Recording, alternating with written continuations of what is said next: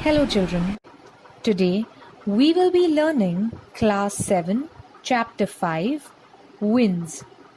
Let's begin. We feel the wind but cannot see it.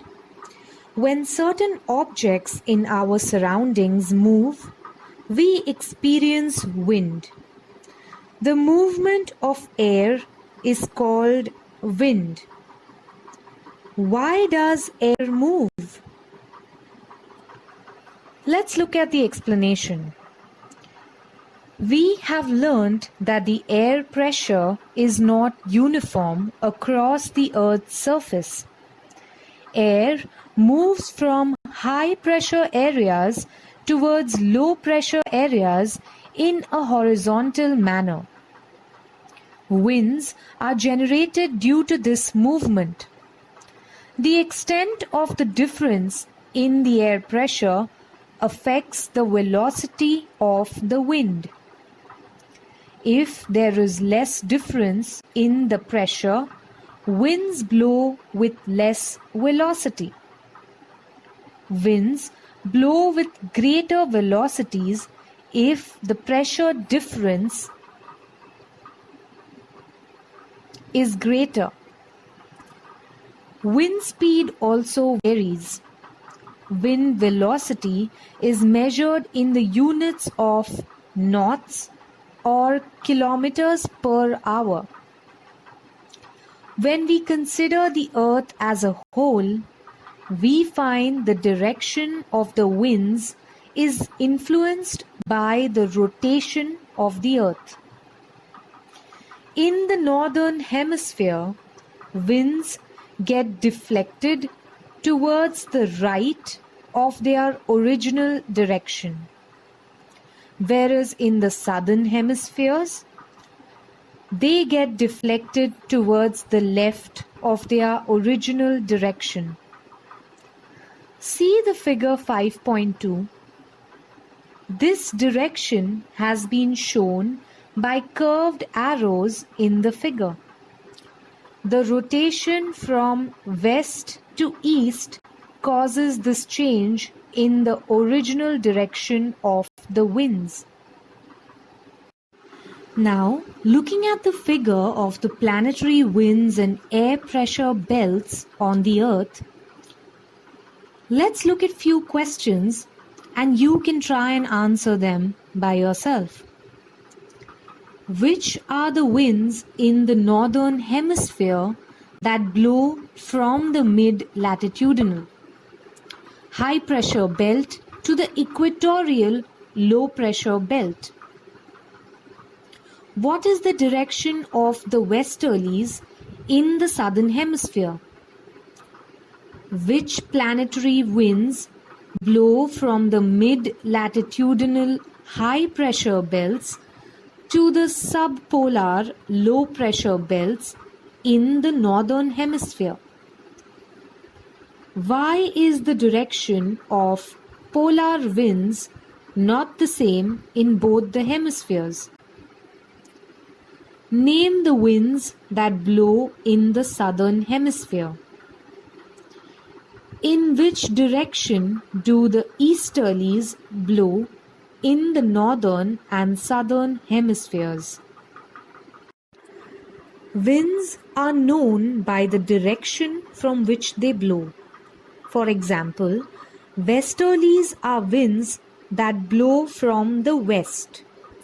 The direction of blowing, the duration, the regions covered, and the condition of the air determine the following wind types. The first one is planetary winds. Some winds blow regularly on the Earth from high to low pressure belts throughout the year. These winds cover a large portion of the Earth, hence these are called planetary winds. For example, the easterlies, the westerlies, and the polar winds. In both the hemispheres, the winds blow from the high pressure area between 25 degrees and 35 degrees parallels to the equatorial low pressure belt. See the figure 5.3. Due to the rotation of the earth, their original direction changes. In the northern hemisphere, they blow from the northeast to the southwest, whereas in the southern hemisphere, they blow from the southeast to the northwest. These winds coming from both the sides converge near the equatorial calm belt. These winds are known as the easterlies. In both the hemispheres, winds blow from the mid-latitudinal high-pressure belt to the subpolar low-pressure belt situated near 60 degrees parallel. Again, refer to the figure 5.3.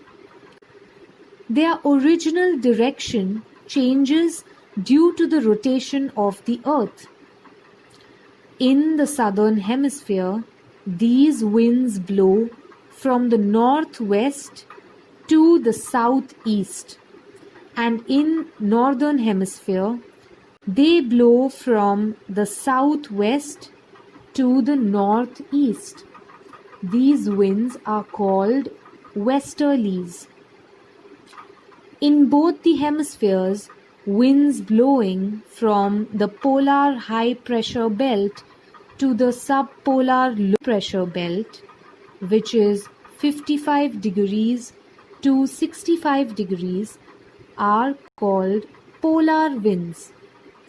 Generally, they blow from east to west.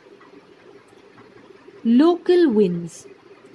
The winds that blow for a short duration of time originate in specific regions and blow over a limited area are called local winds. Local winds affect the climate of the region where they blow. These winds are known by different local names in the different regions where they blow. In figure A, observe the picture, which is your figure 5.4a. Describe the valley breeze with the help of the picture. And on the other side, read the following information carefully and draw a diagram for the mountain breeze accordingly. Characteristics of the mountain breeze. Mountains cool down quickly at night. The valley zone is comparatively warmer. The air pressure is greater on the mountains. Winds blow from the mountain towards the valley.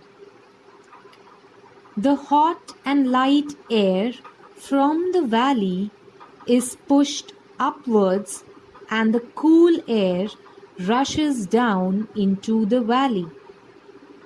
Mountain winds set in after sunset. Using these characteristics, you can draw a diagram of mountain breeze. You can refer to the diagram of the valley breeze for it. Observe the diagrams given below and answer the questions related to sea and land breezes. Why do the breezes blow from the sea to the land during the day? When do the winds blow from the land to the sea? Describe the winds shown in figure 5.5a.